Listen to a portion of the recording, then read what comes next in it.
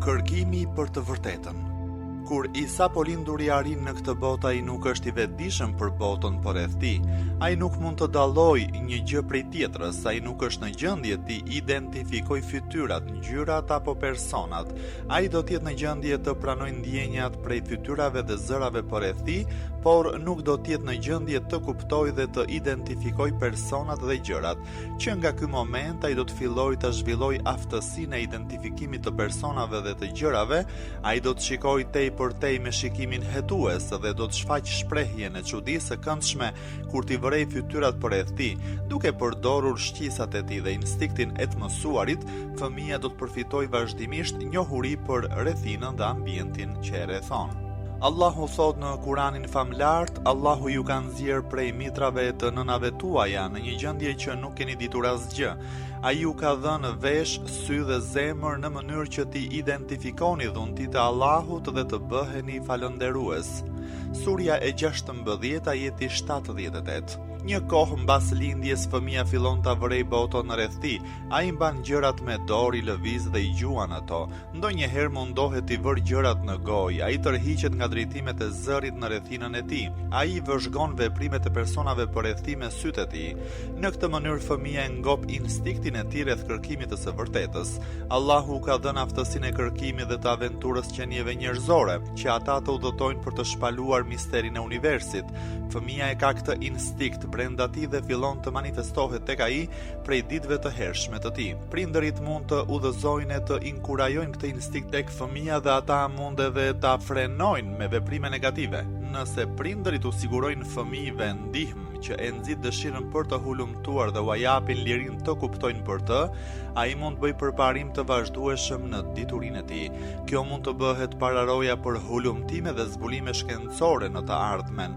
Nëse prindërit janë të pavëmendshëm ndaj ndjenjave të brendshme të fëmijëve dhe e frenojnë dëshirën e tij për të zbuluar në lidhje me gjërat që e rrethojnë, e ndalojnë prej kryerjes së eksperimenteve, atëherë shpirti I tij për hulumtim do të shtypet. Periudha më kritike e jetës së fëmijës është kur ai fillon të parashtrojë pyetje në lidhje me gjërat. Mosha 2 vjeçare dhe më lart është mosha kur fëmia ka shumë pyetje për të bërë. Fëmia I pyet prindërit se a do të bëhet baba apo nën, pse baballarët dalin jashtë shtëpisë çdo ditë për një kohë, pse guri është I rënë dhe uji është I butë, nuk më pëlqen gjyshja, pse duhet të shkoj në shtëpinë e saj, pse nuk mund të luaj kur është duke rënë shi, pse peshqi nuk vdesin në ujë, pse falesh 5 herë në ditë, çka është namazi, ku shkon dielli natën, prej nga vjen shiu dhe borat, çka janë yjet dhe kush I ka bërë ato, çfarë dobi e kemi prej peshkut, kur ka vdekur gjyshi pse e kanë shtinën dhe, ku ka shkuar ai, kur do të kthehet, çka është vdekja. Pak a shumë të gjithë fëmijët I parashtrojnë pyetjet e tilla. Me rritjen e tyre ata do të kenë pyetje të ndryshme për të pyetur. Fëmijët inteligjent do të parashtrojnë më shumë pyetje të ndryshme. Me shtimin e diturisë së tyre do të fillojnë të parashtrojnë pyetje më të ndërlikuara. Fëmia provon të mësojë për gjërat rreth tij duke parashtruar pyetje. Ai dëshiron të përfitojë prej diturisë dhe përvojës së të tjerëve. Dëshira për të hulumtuar dhe zbuluar është instinkti më vital I qenies njerëzore që ja mundëson të arrijë lartësitë në të gjitha fushat e aktiviteteve. Njeriu duhet të jetë I aftë I shpalos misteret e universit me përpjekje të patrembura në zbulim dhe hulumtim. Prindërit që janë të vetëdijshëm se instinkti I fëmijëve për zbulimin e gjërave duhet të nxitet për të ndihmuar në përparimin e diturisë që do t'i ndihmojë në të ardhmen, do të zgjerojnë mbështetjen dhe vëmendjen e tyre të plotë gjatë viteve të hershme. Disa prindër pyetjet e fëmijëve I konsiderojnë si të panevojshme dhe humbje të kohës, ata u thonë atyre o biri im mos bëj shumë pyetje, kur të rritesh do të mësosh vetë për këto gjëra që po I pyet tani. Prindërit e tillë e shukatin instinktin më të vlefshëm të fëmijës për shkak të mos dashjes së tyre që të merren me përgjigjet. Pa dashur ata bëhen shkaku I ngadalësimit të dëshirës për diturinë tek fëmia. Në fazën e mëvonshme ata ankohen se fëmijët e tyre nuk janë të aftë të përballen me studimin e shkencës dhe disiplinave të tjera. Disa prindër për të kënaqur fëmijët e tyre u përgjigjen pyetjeve të fëmijëve, por ata nuk mërziten për saktësinë e përgjigjeve. Qëllimi i tyre është shukatja e fëmijës me ndonjë përgjigje. Kur fëmia mëson më vonë se prindërit ua kanë dhënë informatën e gabuar, do të ndjehet keq. Kjo mund të bëjë që fëmia të dyshojë edhe për të tjerët. Prindërit e përgjegjshëm e të vëmendshëm e çmojnë detyrën e tyre për të siguruar përgjigjen e duhur ndaj fëmijëve dhe e inkurajojnë instiktin e tyre për të gjetur natyrën e gjërave që i rrethojnë ata. Ata e përgatisin veten për këtë detyrë duke i parashikuar pyetjet që mund t'i parashtrojë fëmia dhe i shqyrtojnë përgjigjet e mundshme të pyetësit. Ata asnjëherë nuk i thon fëmijës diçka që është në kundërshtim me të vërtetën.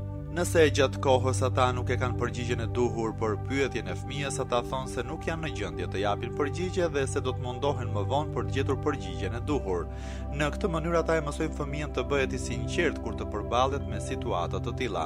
Disa prindër shkojnë në disa detaje të panevojshme gjatë dhënies së përgjigjeve ndaj pyetjeve të fëmijëve. Edhe kjo nuk është e dëshirueshme. Përvoja na tregon se fëmia nuk dëshiron të dëgjojë përgjigjet e gjata, edhe pse dëshiron përgjigje ndaj pyetjes, bisedat e gjata do ta lodhin atë. Prindërit duhet ta inkurajojnë shprehinë e debatit dhe të diskutimit gjatë rritjes së tyre. Aty ku është e nevojshme duhet të ndihmojnë për të eksperimentuar. Fëmia është një qenie njerëzore që mendon dhe që siguron shtytje për procesin e tij të menduarit, që kapacitetet e fshehura të vihen në përdorim dhe ta përgatisin veten për të ardhmen. Aliu, urdhëruesi besimtarëve, ka thënë: ai që parashtron pyetje në fëmijëri do të jetë në gjendje të përgjigjet pyetjeve kur të rritet. Zemra e fëmijës është sikur toka e butë, çfarëdo që të vendosësh në të, do ta pranoj. Një grua shkrua në letrën e saj: një natë erdhi babai dhe më tregoi një gjë e gjës, ai tha se shokët e tij nuk ishin në gjendje ta zgjidhnin atë. Të gjithë në shtëpi shkuan për të fjetur, por unë vendosa ta zgjidh gjë e gjëzën. Mendova për këtë një kohë të gjatë dhe në fund e gjeta zgjidhjen. Isha aq e emocionuar sa që e zgjova baban prej gjumit, ai shprehu gëzimin e tij për përpjekjet e mia që i pata bërë për zgjidhjen e gjë e gjëzës. Ai gjithnjë më inkurajonte të zhvilloja intelektin tim. Ai më ka përgatitur mirë për të përballur me maturim me problemet e jetës.